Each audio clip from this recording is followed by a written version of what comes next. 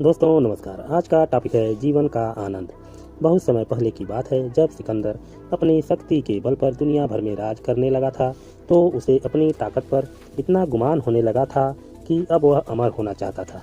उसने पता लगाया कि कहीं ऐसा जल है जिसे पीने से व्यक्ति अमर हो सकता है।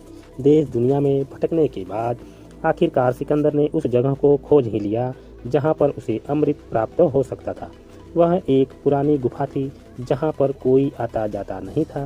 देखने में वह बहुत डरावनी लग रही थी, लेकिन सिकंदर ने एक जोर की सांस ली और गुफा में प्रवेश कर गया।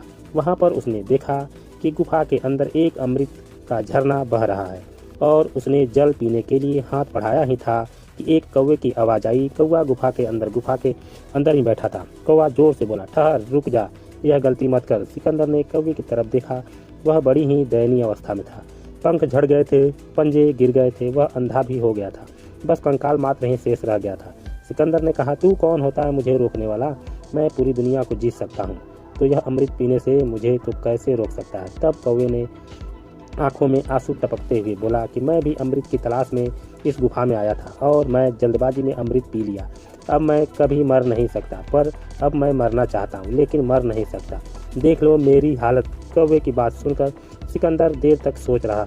सोचने के बाद बिना अमृत पिए ही चुपचाप गुफा से बाहर लौटा। सिकंदर समझ चुका था कि जीवन का आनंद उसे समय तक ही रहता है जब तक हम में आनंद को भोगने की स्थिति में होते हैं। सीख, जीवन में हमें हमेशा खुश रहना चाहिए। हमें कभी भी खुश रहने के लिए बड़ी सफलता या बड़े समय का इंतजार नहीं करना चाहिए, क्योंकि समय के साथ हम बूढ़े होते जाते हैं और फिर अपने जीवन का आनंद नहीं उठा पाते हैं। दोस्तों, अगर यह स्टोरी पसंद आई हो तो लाइक सब्सक्राइब